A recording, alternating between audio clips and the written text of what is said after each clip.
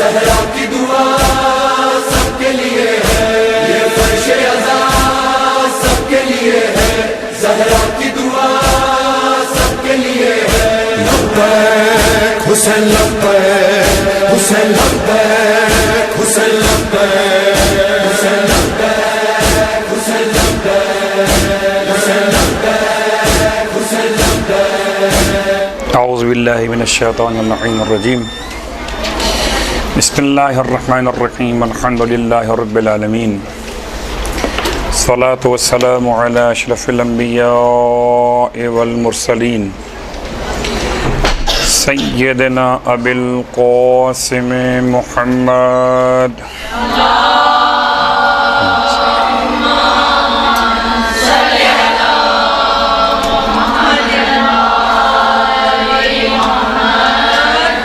वक़ला अहल बैतिहि तय्यबीन अत्ताहिरीन वल्लानतु दाइमतु अला क़अदाइहिम अजमईन अम्मा बाद।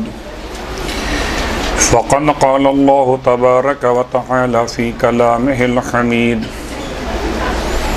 व फ़ुरक़ानिहिल मजीद क़ौलुहुल हक़्क़ व हुवा अस्दक़ुल क़ाइलीन। बिस्मिल्लाहिर रहमानिर रहीम। वमन युअज़्ज़िम शआइरल्लाहि फ़इन्नहा मिन तक़वल क़ुलूब। तमाम तारीफ़ें शहीदों के परवरदिगार के लिए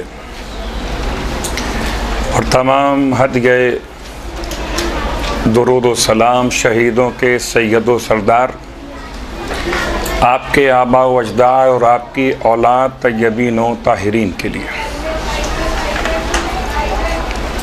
अल्हम्दुलिल्लाहिल्लज़ी जअलना मिनल मुतमस्सिकीन बिल क़ुरआनिल अज़ीम व जअलना मिनल मुतमस्सिकीन बिविलायति अली इब्न अबी तालिब अलैहिस्सलाम।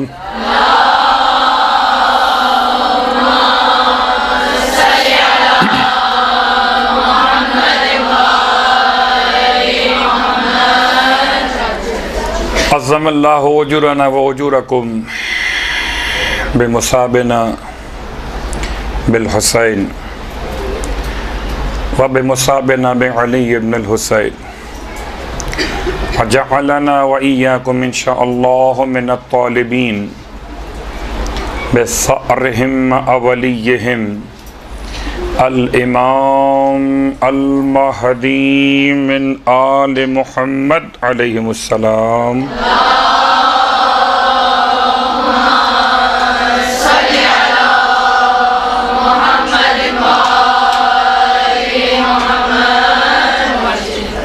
अम्मा बाद, अस्सलामु अलैकुम व रहमतुल्लाहि व बरकातुहू। आप तमाम ख्वाहारान की खिदमत में ताज़ियत पेश करता हूँ, तस्लीत अर्ज़ करता हूँ। 25 मुहर्रम की मुनासिबत के साथ शहादत इमाम सैयद सज्जाद अलैहिस्सलातु वस्सलाम के हवाले से खुदा हमारे और आपके अजर को बढ़ाए। मसाइब इमाम सज्जाद अलैहिस्सलाम में खुदा हमें और आपको इमाम अलैहिस्सलाम के खून के तलबगारों में करार दे, उस इमाम के साथ जो महदी आले मोहम्मद करार पाते। अम्मा बाद, आपकी खिदमत में मुख्तलिफ़ अनावीन के तहत मुख्तलिफ़ उलमाए कराम ने अपनी मारूज़ात को पेश किया है और एक ज़िम्मेदारी मुझ जैसे तालिब इल्म के कांधों पर, जिसको आज़ादारी के हवाले से, मजालिस के हवाले से, बरक़ात आज़ादारी व मजालिस और आसार आज़ादारी व मजालिस। अव्वलन आज़ादारी सरकार सैयदुश्शुहदा ये आज़ादारी का लफ्ज़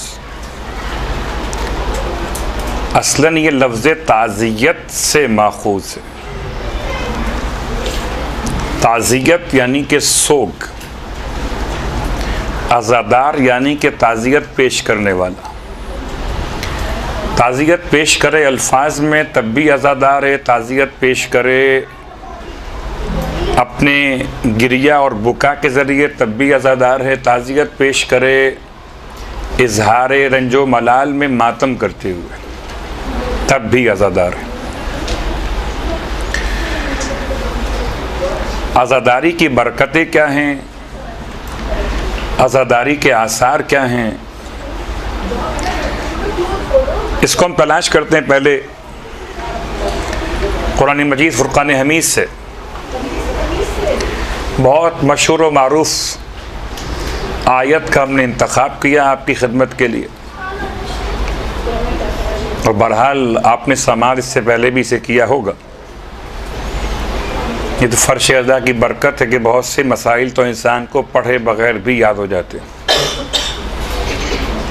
वमन युअज़्ज़िम शआइरल्लाह फ़इन्नहा मिन तक़वल क़ुलूब।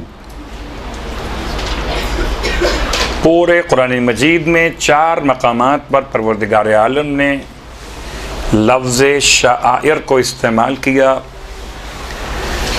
2 मकामात ऐसे कि जहाँ पे इस्तेमाल किया शक्ल नसब में।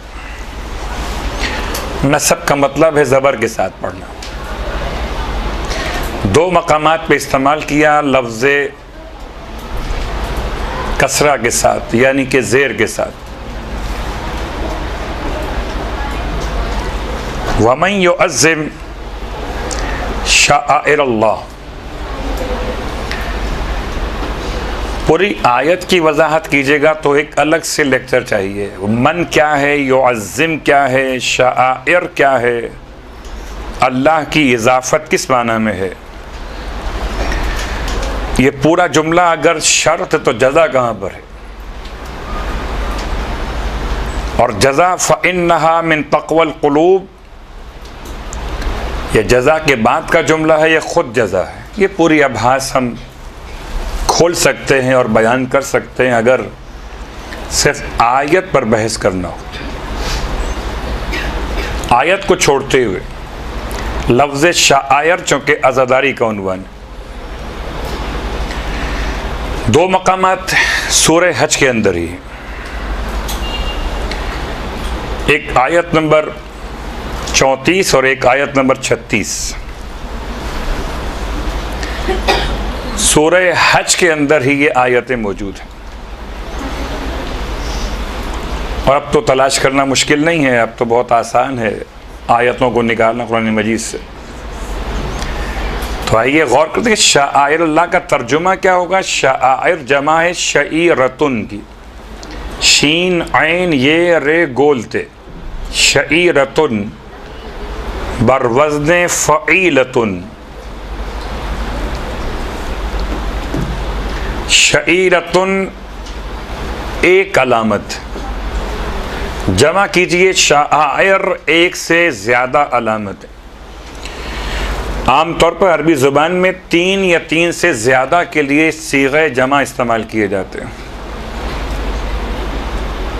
इसकी भी मज़ीद डिटेल छोड़ते हुए कि अरबी अदब के एतबार से जमा की भी अक़साम हैं, फ़िलहाल आसान बात करते हैं। शआइर जमा शईरतुन की अलामत, निस्बत दी अल्लाह की तरफ, अल्लाह की अलामतें, जो अल्लाह की अलामतों की ताज़ीम करे। फ़इन्नहा मिन तक़वल क़ुलूब, अल्लाह की अलामतों की ताज़ीम करना दिलों का तक़वा है, दिलों के तक़वे में से है। मिन तक़वल क़ुलूब, अल्लाह की अलामतें क्या होती? एक आम इंसान की अलामतें, आम इंसान की अलामतें इंसान की शख्सियत के एतबार से होती। आपकी अलामत ऊंची आवाज़ से बात करते हैं, आपकी अलामत कि आप बहुत तेज़ तेज़ चलते, आपकी अलामत कि आपका कद बहुत ऊंचा है, आपकी अलामत कि आपको ये पसंद खाने में, ये पीने में। आपकी अलामत ये कि आपका लिबास, आपकी अलामत कि आपके लिए खुशबू का इंतखाब। ये अलामत इंसान की एक मिसालें। खुदा की अलामत क्या होंगी? ना वो कुछ खाता है, ना कुछ पीता है, ना लिबास, ना खुशबू का इस्तेमाल, ना उसके कद का मसला, ना उसके चलने की पहचान का मसला। उसकी अलामतें क्या? तो इसमें अलामतों में हम तलाश करते कि अलामतें क्या हैं, तो शायद हम नहीं पहुंच पाते। मुश्किल था हमारे लिए पहुंचना। इसलिए परवरदिगार आलम ने लफ्ज़ शायर को एक से ज़्यादा मकामात पे इस्तेमाल किया ताकि समझाए इंसान को। सूरह मुबारक अल बकरा में गालिबन आयत नंबर 158, इन्ना सफ़ा वल मरवता मिन शआइरिल्लाह, इन्ना सफ़ा वल मरवता मिन शआइरिल्लाह। हम नहीं समझ पा रहे थे कि अल्लाह की निशानी क्या होती है, अल्लाह की अलामत क्या होती है। अलामत तो उसकी जिसके नक्श कदम मिल सकते हो, अल्लाह के तो नक्श कदम नहीं हो सकते। तलाश किया तो कुरान ने समझा कि इन्ना सफ़ा वल मरवता, सफ़ा क्या है और मरवा क्या है। दो मुक़द्दस पहाड़ियाँ हैं मक्का मुकर्रमा के अंदर, मस्जिद हराम के बाहर। इन दो के दरमियान हज करने वाले के लिए, उम्रा करने वाले के लिए चलना इबादत करार पाया है। वाजिबात उम्रा, वाजिबात हज के एतबार से ये दो पहाड़ियाँ अल्लाह की अलामत। खूब, क्या अल्लाह यहाँ पर आया है? लफ्ज़ आया और आना और जाना अल्लाह के साथ मंसूब नहीं हो सकते, क्या नहीं? जैसे बैतुल्लाह अल्लाह का घर, कि अल्लाह वहां पर रहता है, जी नहीं। जो बैत के अंदर महदूद हो जाए वो खुदा नहीं है। फिर निस्बत, इस घर को निस्बत हो खुदा की तरफ, वो बैतुल्लाह है। जिन दो पहाड़ियों को निस्बत हो अल्लाह की तरफ, वो सफ़ा और मरवा है। अब इसकी अपनी तारीख अलग से, वो अलग मौजू। फिलहाल तो एक आसान लफ्ज़ों के साथ बात मुकम्मल कर। सफ़ा और मरवा दो पहाड़ियाँ मुराद हैं या इसके पीछे कोई और मफ़हूम भी है? सफ़ा मरकज़ उम्मीद रहमत इलाही, मरवा मरकज़ खौफ अज़ाब इलाही।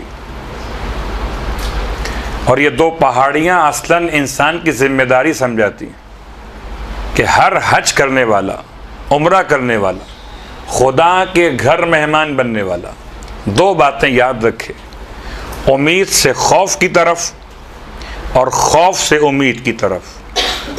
इसके दरमियान 7 दिन 7 चक्कर। ये 7 का मतलब 7 दिनों के लिए, दिनों से मिलकर हफ्ते बने, उससे महीने बने, उससे साल बने, जिंदगी बन गई। खुदा के हर मेहमान के लिए, खुदा के घर के हर ज़ायर के लिए दो बातें खास, एक खौफ खुदा, एक उम्मीद खुदा।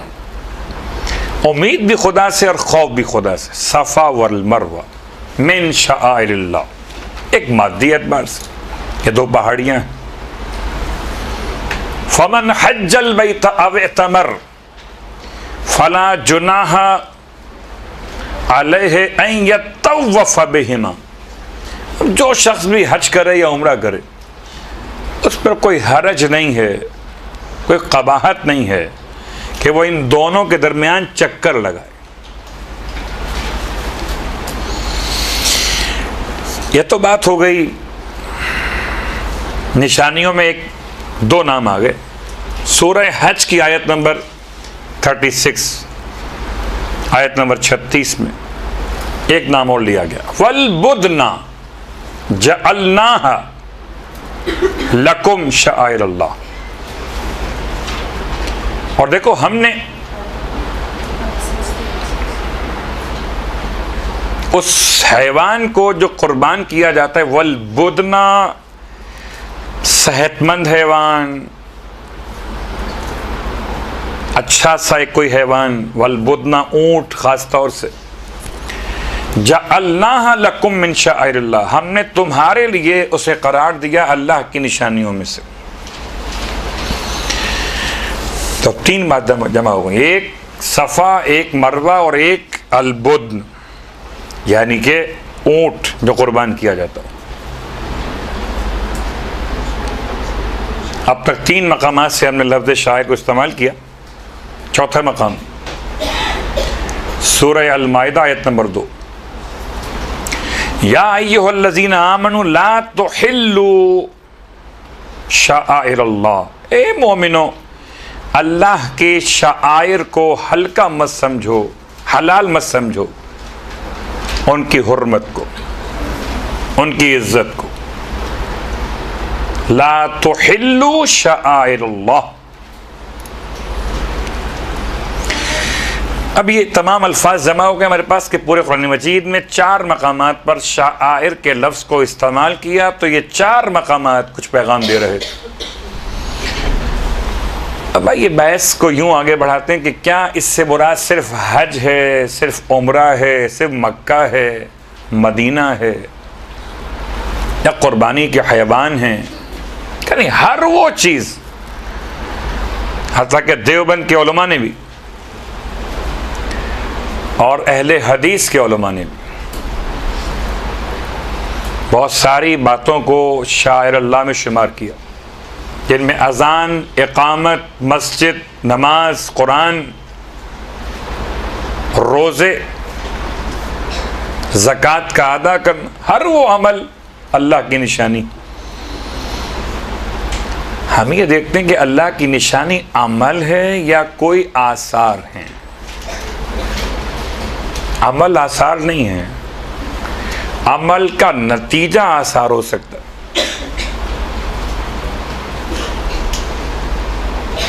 यानी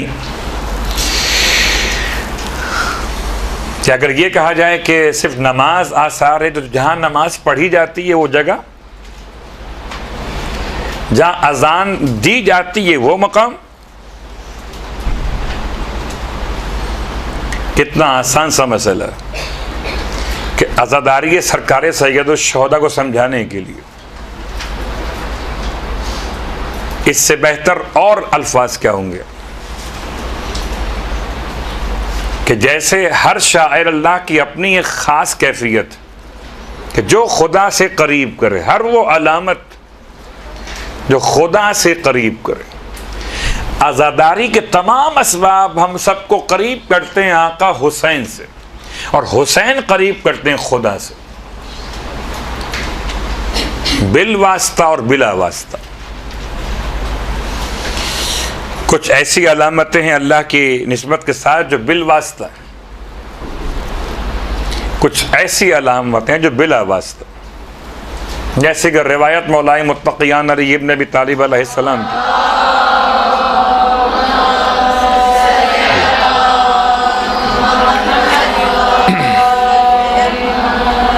इरशाद फरमाते हैं मौला कि खाने खुदा के अतराफ में, खाने खुदा के ऊपर 120 रहमतें मुसलसल नाजिल हो रही हैं। 120 रहमतें। मौला 120 रहमतों से मुराद क्या है? क्या 60 रहमतें उनके लिए जो खाने खुदा का तवाफ कर रहे, 40 रहमतें उनके लिए जो मस्जिद हराम में नमाज पढ़ रहे, और 20 रहमतें उनके लिए जो सिर्फ बैठकर खाने काबा की ज़ियारत कर रहे। तो खाने काबा की ज़ियारत खुदा की ज़ियारत नहीं है, खुदा की निशानी की ज़ियारत है कि खाने काबा को देखकर अगर खुदा याद ना आए तो ये इबादत नहीं है। फिर खाने खुदा को देखकर खुदा याद आए तो ये इबादत है। अलम को देखकर वफा याद आए, वफा को सोचकर अब्बास याद आए, अब्बास को समझ के हुसैन याद आए, हुसैन को समझ के खुदा याद आए। बिल वास्ता, एक के बाद एक वास्ता बन। और वैसे भी बहुत करीब करीब 2 अनावीन हमारे रहते हैं कि एक ज़िलहज का महीना ख़त्म हुआ, मुहर्रम शुरू हो गया। ज़िलहज का महीना है कुर्बानी की याद, और कुर्बानी की याद में कुर्बानी के हैवानात का एहतराम, उसके तमाम तर सुन्नतों का ख्याल करना कि ये किस तरह कुर्बान किया जाएगा, इसे पानी पिलाइए, इसे पालिए, रखिए घर के अंदर, ये क्या है? कसम खा के कह सकते हैं कि ये वो बहरहाल जानवर नहीं है जो अल्लाह ने ऊपर से उतारा था हज़रत इस्माईल अलैहिस्सलाम के ज़िबा के मौके पर। जो जानवर अल्लाह ने उतारा था वो था अम्र के साथ, ना कि खल्क के साथ। ये जो आप ज़िबा कर रहे हैं ये खल्क वाला है। क्या मतलब? इसके असबाब हैं, कैसे पैदा हुआ ये, इसके असबाब हैं। वो जो आया था वो पैदा नहीं हुआ था, उसे अम्र किया गया था। इन्नमा अम्रुहु इज़ा अरादा शैअन अन यक़ूल लहू कुन फयकून, सूरह यासीन। अब आप जो ज़िबा कर रहे हैं ये अम्र नहीं है, ये खल्क। सारे मुसलमान ज़िबा कर रहे हैं। क्यों कर रहे हैं? क्योंकि उन्होंने जनाब इब्राहीम अलैहिस्सलाम ने एक हैवान ज़िबा किया था, तो उस हैवान की याद में अगर हैवान ज़िबा किए जाएं तो ये सवाब का बाइस बने। और अगर कोई खुदा की राह में ज़िबा किया गया हो और उसकी याद मनाई जाए बशक्ल ताज़ियत और सोगवारियत, तो कैसे मुमकिन है कि वो खुदा की अलामतों में से करार ना पाए। रिवायत आपको सुना दूँ, और बहुत एहतियात के साथ इसको आपने कहीं अगर पढ़ना भी हो तो एहतियात कीजिएगा कि बग़ैर सियाक़ व सबाक़ के इसको समझाना बड़ा मुश्किल हो जाता है। क्योंकि हमारे यहाँ सबसे बड़ा मसला ये रहता है कि लोग फ़ौरन तौहीद के हवाले से बात को ले आते हैं। अल्लाह के रसूल के जुमले मासूम के अल्फाज, मन ज़ारल हुसैन बेकरबला कमन ज़ारल्लाह बे अर्शही, जिसने हुसैन की ज़ियारत करबला में की अलैहिस्सलाम, उसने अल्लाह की ज़ियारत की अर्श पर जाकर। यहाँ से नादान समझें शायद हमने आका हुसैन को खुदा कह दिया, हालांकि खुदा कब कहा? जैसे मौलाए मुत्तक़ियान के आँखों के लिए ऐनुल्लाह का लफ्ज़, आपकी ज़ुबान के लिए लिसानुल्लाह का लफ्ज़, आपके कानों के लिए उज़्नुल्लाह का लफ्ज़, आपके हाथों के लिए यदुल्लाह का लफ्ज़, आपके वजूद के लिए वलीउल्लाह का लफ्ज़। ऐसे करबला पहुंचकर इंसान को खुदा समझ में आ जाता।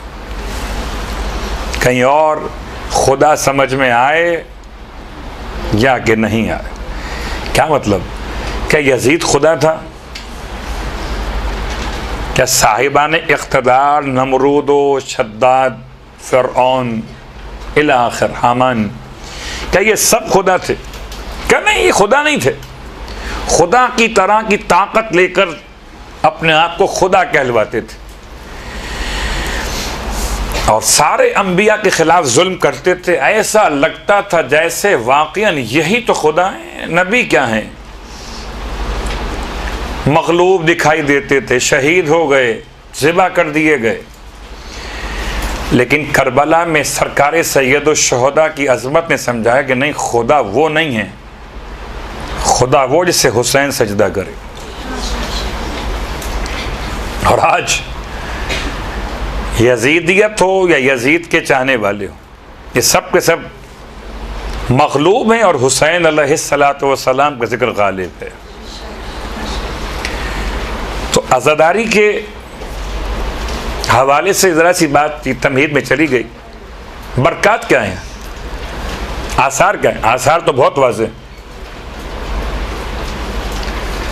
उन आसार के लिए पहले हम एक हदीस पढ़ेंगे, और ये हदीस इमाम रज़ा अलैहिस्सलातु वस्सलाम की।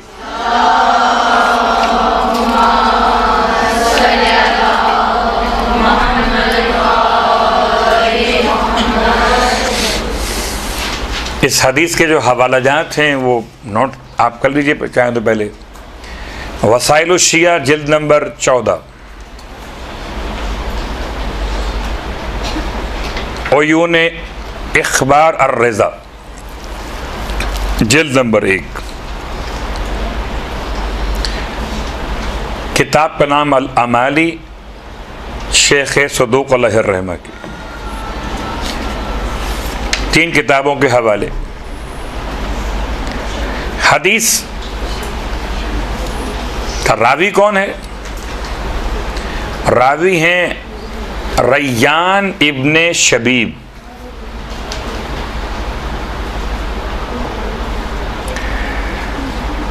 आम तौर पर आप ये रवायत समात फरमाते हैं कि वो यबना शबीब, इमाम ने जो इनसे बात की है तो इनका नाम नहीं लिया बल्कि फरमाया यबना शबीब, ए शबीब के बेटे।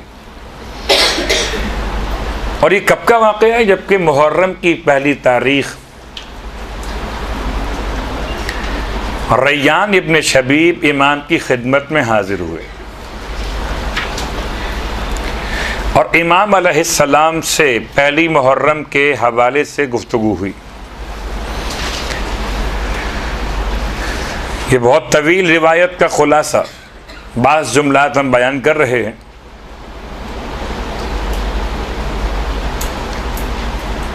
इरशाद फरमाया मौला ने, यबना शबीब, ए शबीब के बेटे, इन कुंता बाकियन लिशै। तर्जुमा, अगर तू रोना चाहता हो किसी भी चीज पर, किसी भी हवाले से, फबकी लिल हुसैन इब्ने अली, बस तुझे चाहिए कि हुसैन इब्ने अली पे रोया कर।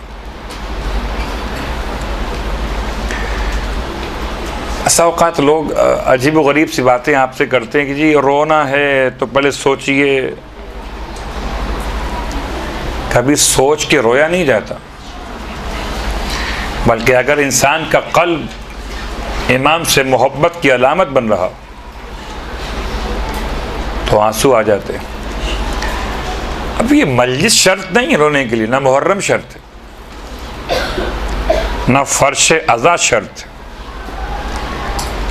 अगर किसी बात पर रोना आ रहा हो, अगर हम ख़वातीन की बात करें तो घर में कोई मसला हो, वालिदैन के साथ हो, भाइयों के साथ हो, या आपस में कोई बात किसी की बुरी लग गई हो, किसी बात पर रोने के लिए चाहता हो, इमाम फरमाते हैं अगर किसी बात पर रोना चाहते हो या अपना शबीब, तो सारी बातों को छोड़कर रो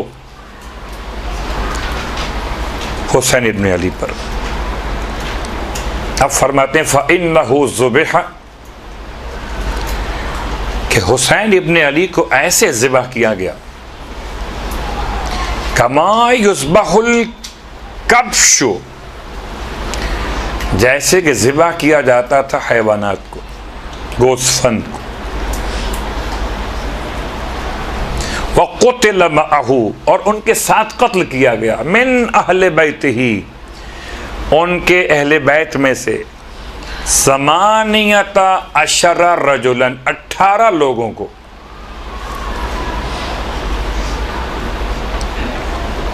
मा लहुम फिल अर्ज़ शबिहून, ये ऐसे 18 थे कि रुए ज़मीन पर इनकी नज़ीर नहीं थी।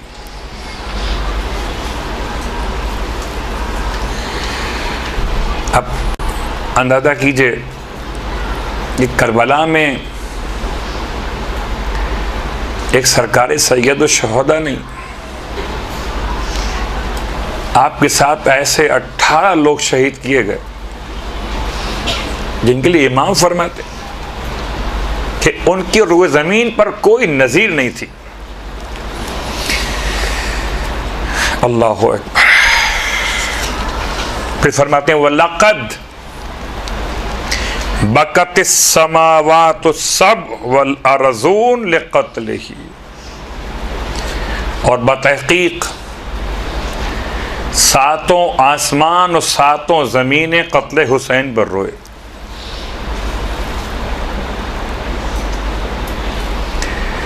बिल्कुल लफ्ज़ ब लफ्ज़ में आपकी खिदमत में रिवायत के तर्जुमा पेश कर रहा हूँ। यहाँ तक केला अनकाल, फिर फरमाया मौला ने यब्न शबीब इन बकैत अलल हुसैन, अगर तू रोए हुसैन अलैहिस्सलाम पर, हत्ता तसीरा दुमुअका अला खद्दैक, यहाँ तक कि तेरी आंखों से आंसू निकलकर रुखसार पर आ जाए। यानी इस हद तक हसासियत है कि बाकायदा इमाम ने आंसुओं की कैफियत को भी समझाया। इमाम का कोई लफ्ज़, कोई हर्फ जो आपने इस्तेमाल किया हो हिकमत से खाली नहीं है, और ऐसा मुमकिन नहीं कि इमाम ने बस वक्त मुकम्मल करने के लिए अल्फाज अदा किए ला हौला वला कुव्वत, ऐसा नहीं है। कभी कभी होता है ना कि आप टाइम पास करते हैं कि मजलिस 10 मिनट की, आपने 5 मिनट और इसको बढ़ा के पेश कर दिया, 15 मिनट की हो गई। एक एक हर्फ, एक एक लफ्ज़ इमाम का नापा तुला है। फरमाया इतना अगर रो तुम हुसैन पर, यहाँ तक कि तुम्हारी आंखों से आंसू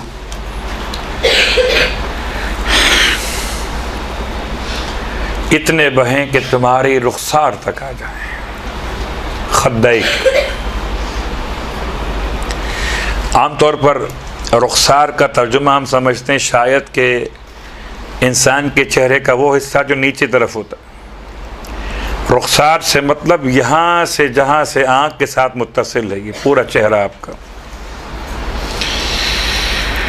गफ़रल्लाहु, अल्लाह बख्श देगा, लका तुम्हारे लिए, कुल्ला ज़म्बिन अज़नबतहु, हर गुनाह को जो तुमने अंजाम दिया हो, चाहे सगीरन छोटा गुनाह हो, काना औ कबीरन या बड़ा गुनाह हो, कलीलन चाहे थोड़ा हो, काना औ कसीरन या ज़्यादा हो।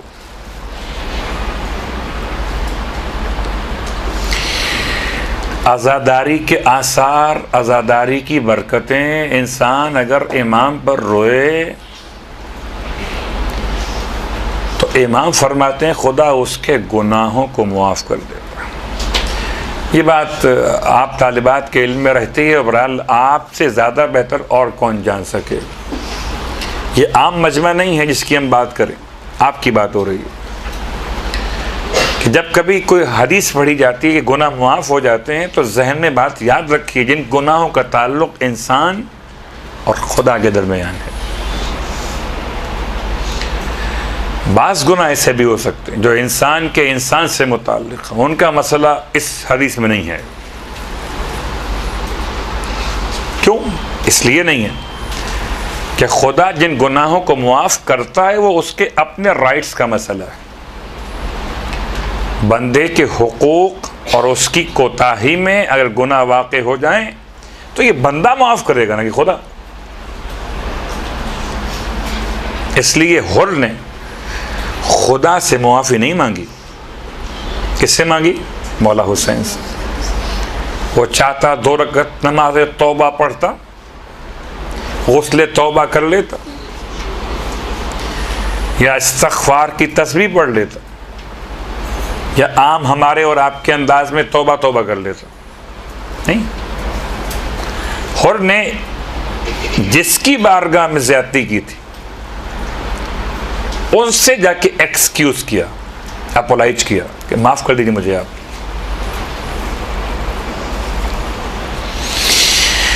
यब्ना शबीब, फिर इमाम फरमाते हैं शबीब के बेटे,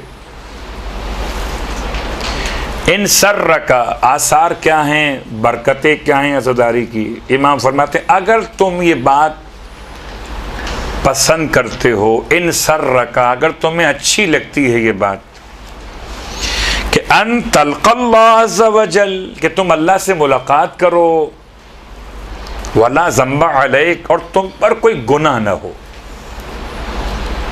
तुम अल्लाह से ऐसे मुलाकात करो कि तुम पर कोई गुनाह बाकी न हो। फज़ुरिल हुसैन, तो तुम्हें चाहिए कि हुसैन की ज़ियारत किया करो।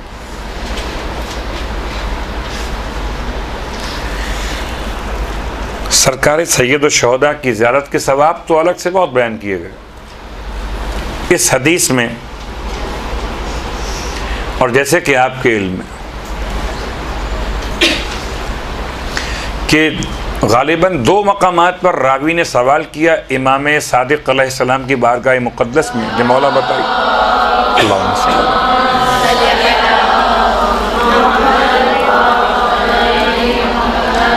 एक ज़ियारत आशुरा के हवाले से और एक ज़ियारत नीम शाबान के हवाले से, कि करबला नहीं जा सकते हैं तो क्या करें। फरमाया इन्हीं कलिमात में जो तुम्हें तालीम किए गए, अपने घर की छत पर जाकर या सहरा में जाकर रुख करो हुसैन की तरफ और कहो अस्सलामु अलैका या अबा अब्दिल।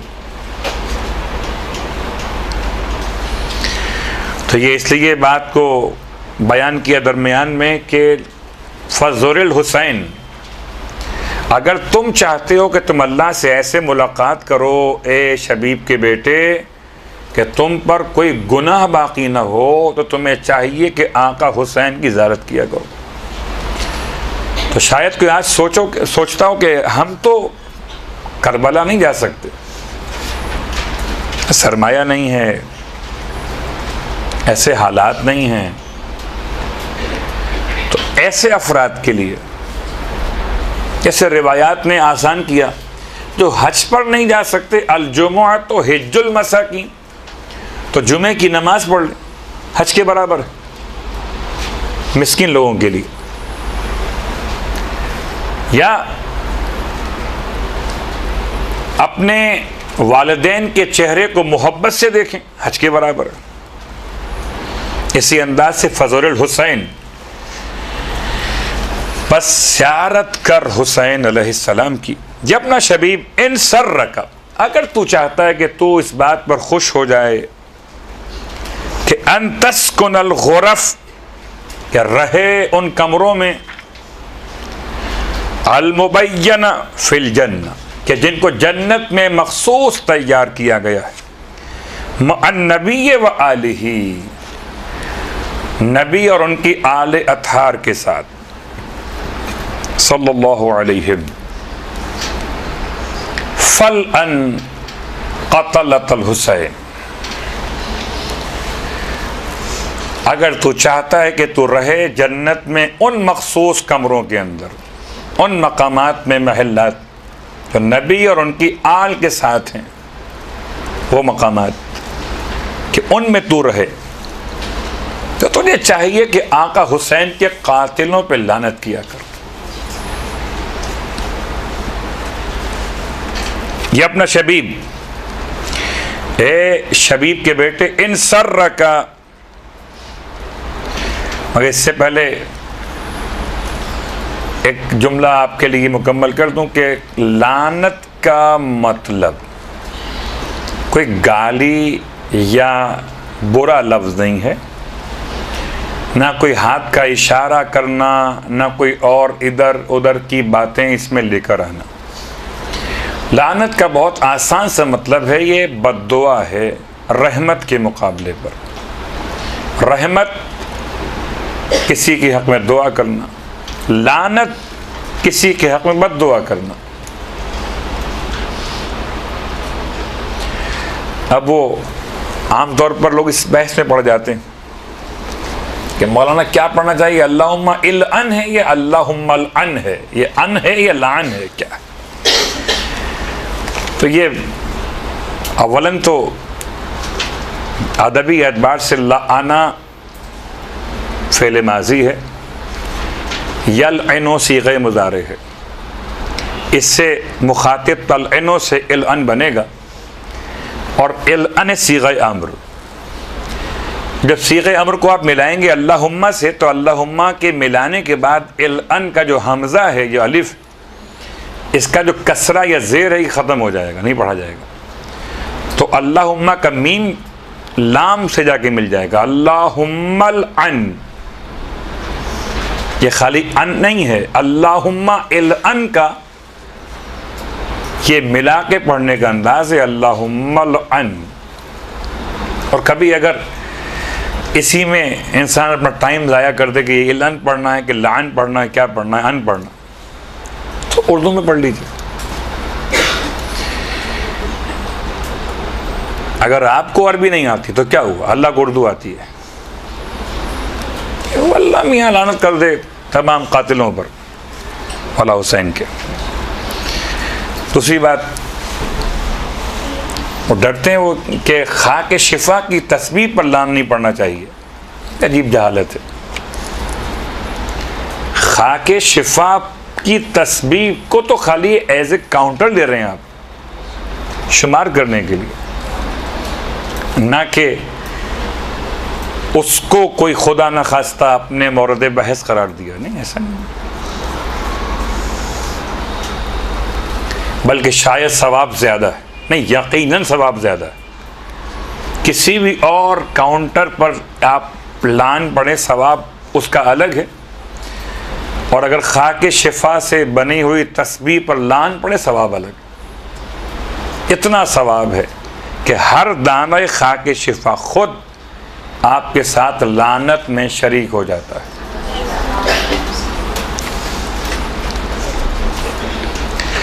यब्न शबीब इन सर्रका अन यकून लक मिन सवाब, शबीब के बेटे अगर तुम चाहते हो, तुम्हें पसंद हो, अन यकून लक मिन सवाब, के तुम्हें मिल जाए सवाब वो, मिस्लो माँ के जो बराबर हो उसके, लेमन इस्तुशहिदा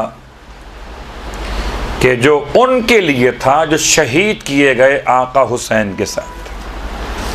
अगर तुम चाहते उतना सवाब जितना हबीब इब्ने मुज़ाहिर को मिला, अब ये हम खोल के बयान कर, जितना मुस्लिम इब्ने औसजा को मिला, जितना नाफे बिन हिलाल को मिला, अगर तुम चाहते हो कि तुम्हें इतना सवाब मिल जाए, उसका रास्ता भी है। फ़कुल, बस तुम कहो, मता ज़करतहु, जब भी तुम याद करो हुसैन को, क्या कहो, या लैतनी कुन्तु मअहुम फअफूज़ा फौज़न अज़ीमा। या लैतनी कुन्तु मअहुम, मअकुम नहीं। आमतौर पर ज़ियारत के जुमलात में आप तिलावत फरमाते हैं मअकुम कहकर, मअकुम जबकि आप खिताब कर रहे हैं, करबला वालों को सलाम पेश करते हुए आप खिताब कर रहे हैं, तो मअकुम कहते हैं। फ़या लैतनी कुन्तु मअकुम फ़अफ़ूज़ मअकुम, ए अंसारान हुसैन, काश में आपके साथ होता तो अजीम कामयाबी को हासिल कर लेता। ये ज़ियारत वारिसा का जुमला शहीदान करबला के सलाम के साथ। इमाम फरमाया जब भी तुम याद करो, अगर तुम चाहते हो तुम्हें उतना सवाब मिले, इतना सवाब मौला हुसैन के साथ शहीद होने वालों को मिला, तो तुम्हें चाहिए जब भी याद करो इनको, हर वक्त कहो जब याद करो, फ़या लैतनी कुन्तु मअहुम, एक काश मैं भी उनके साथ होता, फ़अफ़ूज़ा फ़ौज़न अज़ीमा, तो अजीम कामयाबी को हासिल कर लेता हूँ। यब्न शबीब इन सर्रका अन तकूना माना फिर दरजात लोला फिल जनान। क्या आज़ादारी की बरकतें और सवाब है? फरमाया कि अगर तुम चाहते हो कि तुम हो हमारे साथ बुलंद दर्जात में जन्नतों के अंदर, फहज़ुन लिहुज़्निना, तो ए शबीब के बेटे बस तुम रंज इख्तियार करो, गम मनाया करो, लिहुज़्निना, हमारे गमों के साथ, वफ़रह लिफ़रहिना, और खुशी मनाया करो हमारी खुशी के साथ।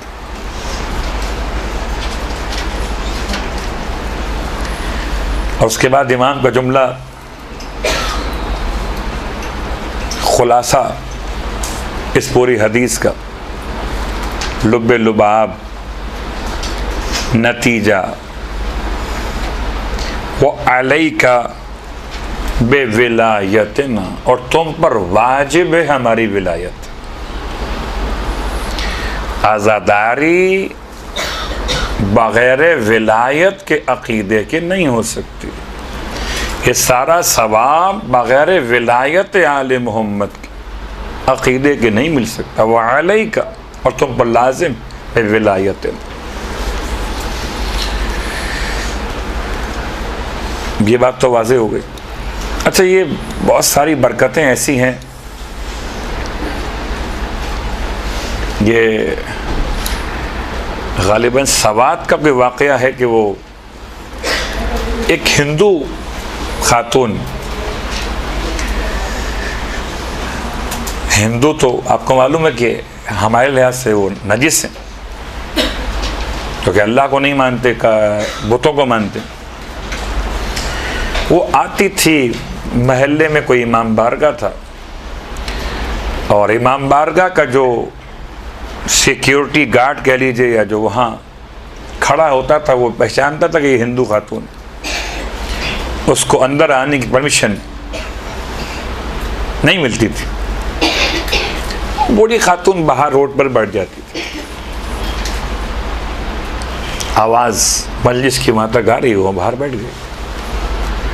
वो रोकता था उसको कि आप अंदर नहीं आ सकते हो, आप हमारा इमाम बारगाह नजिस कर दोगे, मसलन आप हिंदू हो, आप बाहर बैठ जाओ। एक दिन, 2 दिन, 3 दिन उसकी एक आदत बन गई थी आने की, और रोती थी बैठकर बाहर मसाइब सुनकर। है कौन? हिंदू। इंतकाल हो गया उस खातून का। अब नहीं मालूम कि अंदरूने खाना उसके साथ क्या वाक़यात पेश है। जब इंतकाल हो गया तो जो सामने बात आई, आसार आज़ादारी की, उसे जब उसके ख़ानदान वालों ने, घर वालों ने उसे जलाना चाहा, उसकी मैयत को, नहीं जली। लकड़ियाँ इतनी इस्तेमाल की, मगर वो लकड़ियाँ सब जल गईं, खातून का जिस्म नहीं जला। वो अपने जो उनके ख़ास पिंडत जी होते हैं वहाँ तक ले गए। बड़ा अजीब मसला हो गया है कि हिंदू की मैयत है और जल नहीं रही। वो उसने पूछा उनके मजहबी रहनुमा ने कि इसने क्या किया था, ऐसा कोई काम किया था, कोई अजीब सा काम, कोई क्या मुसलमान हो गई थी, क्या कलमा पढ़ लिया था, क्या किया था इसने? क्या? कुछ नहीं मालूम। एक बात मालूम है कि महल्ले में इमाम बारगाह था, इमाम बारगाह के बाहर जाके बैठ जाती थी, अंदर जाने की परमिशन नहीं होती थी, और बाहर बैठ कर रोती थी जिक्र हुसैन सुनकर।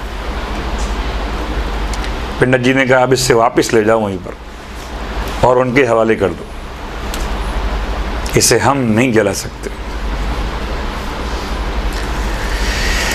लाके उनके हवाले किया बारगाह वालों के, उसको कफन करके दफना दिया उसको।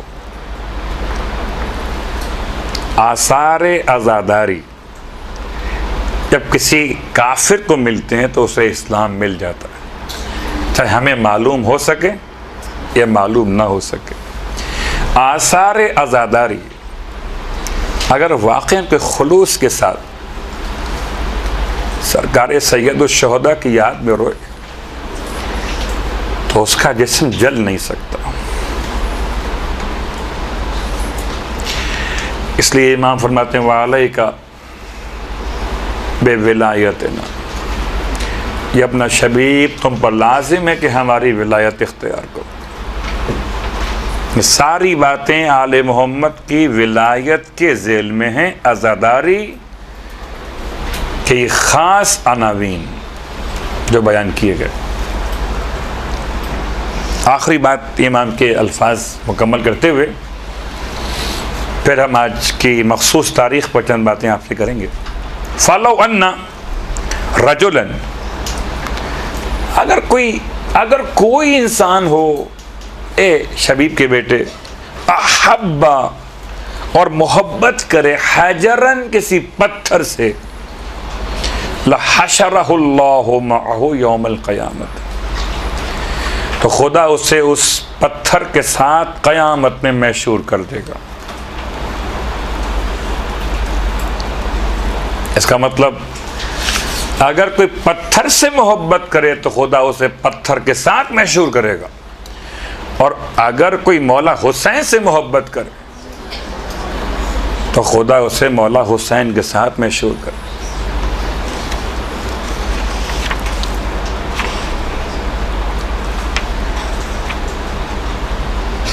तो अज़ादारी के आसार भी हैं,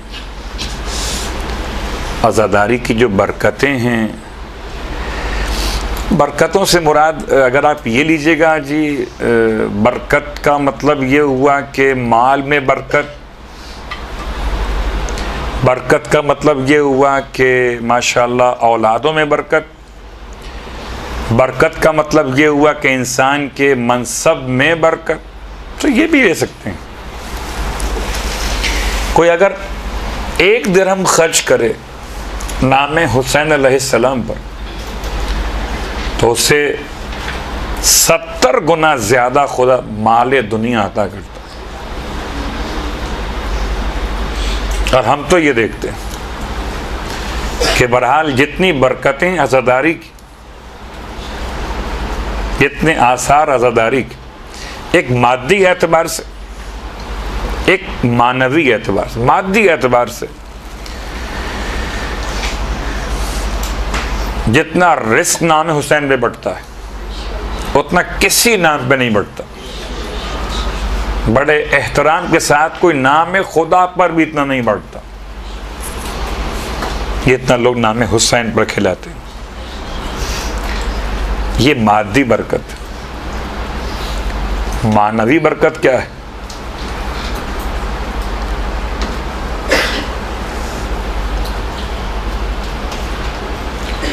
कि अगर कोई फर्श अज़ा पे गुनाहगार आ जाए,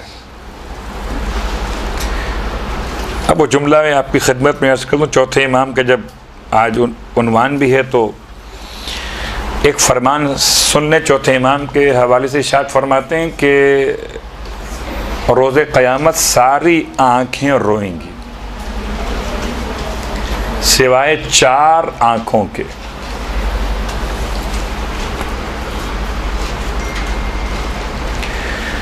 पहली कसम उन आँखों की जो क़यामत में रोएंगी नहीं बल्कि खुशी महसूस करेंगी, बशारत और फरहत उनके लिए होगी।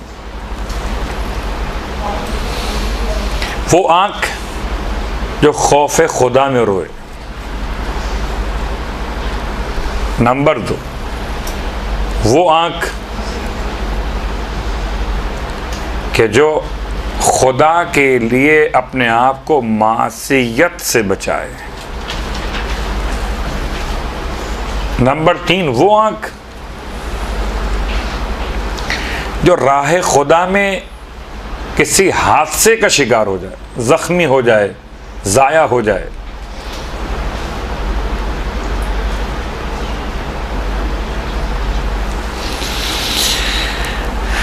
नंबर 4, वो आँख कि जो रातों को खुदा के लिए बेदार रहे।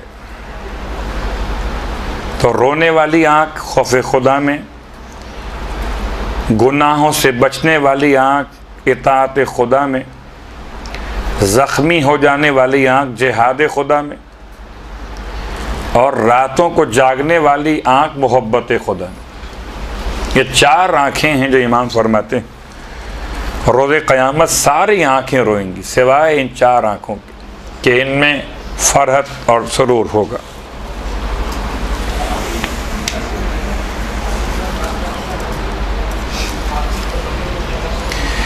उसके बाद एक और हदीस इमाम रज़ा अलैहिस्सलाम के हवाले से, अल्लाह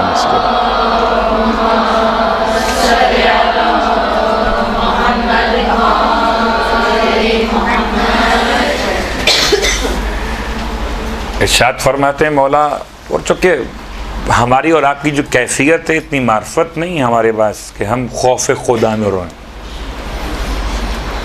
हमें खौफ खुदा में रोने के लिए बहुत वक्त चाहिए। इतनी मार्फत हो खुदाबंद आलम की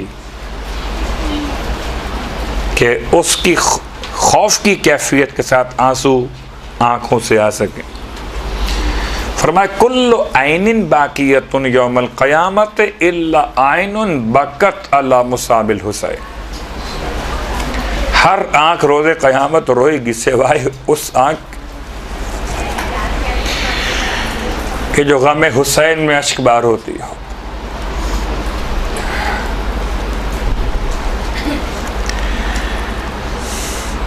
सारी आँखें क़यामत में रोएंगी सिवाय उन आँखों के। तो मेरे मौला ने मसला आसान कर दिया। आज़ादारी के मानवी बरकतों में से एक बरकत ये भी है कि नाम हुसैन पर आँखों में आंसू आते हैं, वरना खौफ खुदा में आंसू कहाँ से आते। और उसके बाद फिर इमाम की एक और रिवायत दुआ के बाब में, छठे इमाम अलैहिस्सलाम की रिवायात में से एक रिवायत और भी इरशाद फरमाते, जब किसी ने पूछा मौला से, मौला दुआ में असर कैसे होता है? फरमाया दुआ उस वक्त मांगो जबकि आंखों से आंसू रवा हो। कहता है मौला मुझे तो रोना ही नहीं आता है। इमाम ने इरशाद फरमाया कोई तो ऐसी बात होगी, कोई तो ऐसा वाक़या हुआ होगा तुम्हारी ज़िंदगी में, कोई ऐसी शख्सियत होगी इसको याद करके तुम्हारी आंखों में आंसू आ जाते। कहता है मौला हाँ, बहुत दिन पहले मेरे एक दोस्त का इंतकाल हो गया था, मुझे उससे बड़ी मोहब्बत थी, जब भी कभी उसको याद करता हूँ तो आंखों में आंसू आ जाते। तब इमाम ने इरशाद फरमाया पहले अपने दोस्त को याद करो, जब आंखों में आंसू आ जाएं फिर हाथ उठाकर खुदा से दुआ मांगो। मानवी बरकत आज़ादारी की इंसान की आंखों से आंसू आए, और जब दिल नर्म हुआ तो सख्ती कम हो गई, इंतकाम का जज्बा मान पड़ गया। किसी का हसद किसी के बारे में था तो उसका ख्याल दिल से जाता रहा। आपको अंदाज़ा शायद हो खुदा का इतना बड़ा एहसान है, इतना बड़ा मौजज़ा हमारे और आपके लिए। दुनिया की सारी अक़वाम रिक़्क़त क़ल्ब के लिए कोई सामान नहीं रखती, अगर इन नाम हुसैन की बरकत है कि हर साल हमारी ऐसी तरबियत हो जाती है कि शायद कोई अपने किसी मरे हुए को न रोता हो, मगर नाम हुसैन पर उसके आंसू निकल आते। इमाम खुद फरमाते हैं अना क़तीलुल इबरत, मैं ऐसा कुश्ता इबरत हूँ, जब भी कोई मोमिन मेरा जिक्र सुनता है तो उसकी आंखों से आंसू बहने लगते हैं।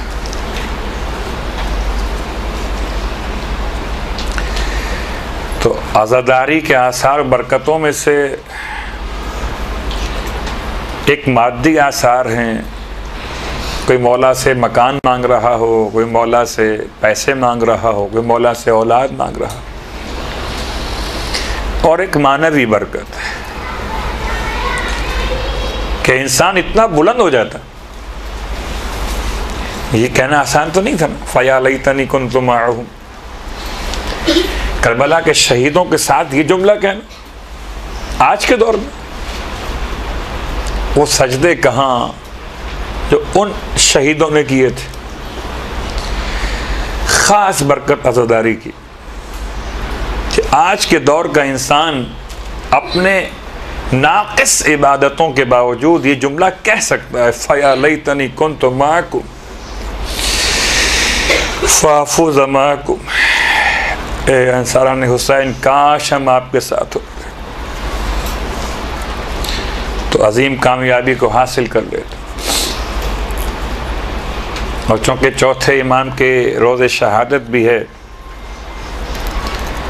तो सिर्फ एक जुमला आपकी खिदमत में मौला के मसाइब का पढ़ देता हूँ, और ये भी हमारे उन्वान से बाहर नहीं है, हमारे उन्वान का हिस्सा है।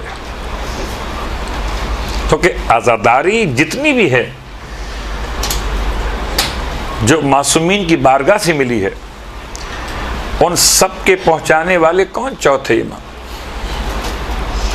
अजीब जुमला मौला के लिए इस्तेमाल हुआ, रईसुल बक्काईन, रोने वालों का सरदार।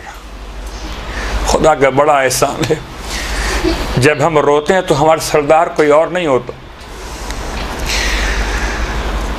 जब हम नमाज पढ़ते हैं तो हमारा सरदार सैयद सज्जाद, ज़ैनुल आबिदीन, सैयद साजिदीन। हम साजिद हैं, वो सैयद साजिदीन।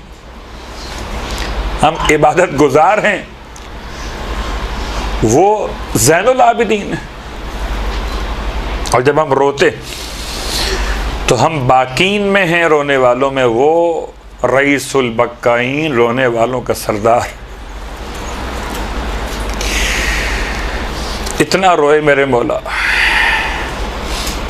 कि तारीख़ में इतना ज़्यादा किसी ने किसी को याद नहीं किया होगा जितना चौथे इमाम ने करबला के शहीदों को याद किया। ये क्या था? ये मैसेज था, ये पैगाम था। इतना रोते थे, यहाँ तक कि ग़ुलामों ने कह दिया मौला से कि मौला और कितना रोइएगा। ऐसे लोग आपसे पूछते कितना रोइएगा। मुहर्रम 1 साल, मुहर्रम 2 साल, मुहर्रम 4 साल, 1 मजलिस, 2 मजलिस। इमाम ने एक जुमला इरशाद फरमाया था। इरशाद फरमाते हैं, याकूब नबी के 12 बेटों में से एक बेटा निगाहों से ओझल हो गया। इतना रोए कि आँखों की बीनाई चली गई। उससे पूछते हो कितना रोइएगा जिसके 18 यूसुफ करबला की खाक और खून में गलता हो गए। पहले चौथे इमाम के सारे मसाइब तो अपने मकाम बने, सिर्फ एक मुसीबत। करबला में मेरे मौला हुसैन ने शहीदों की लाशें उठाए थे, और हर शहीद के लाशें को उठाते हुए मौला के तो हाथ खुले हुए थे। जिसको चाहा झुक के उठा लिया, जिसको चाहा बैठ के उठा लिया। लेकिन जिंदान शाम में सैयद सज्जाद ने अपनी बहन की मैयत को ऐसे उठाया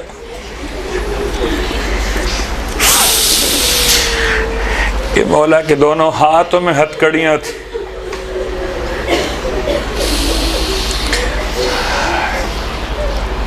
कोई इंसान कितना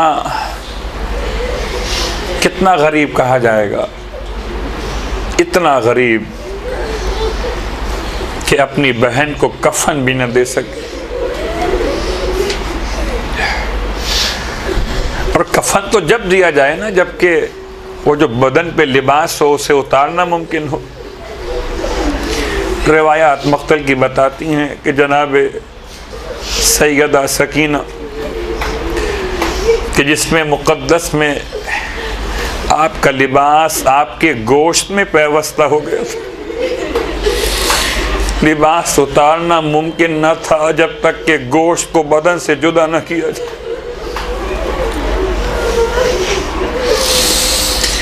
लिहाजा उसी लिबास में आपको दफन किया गया।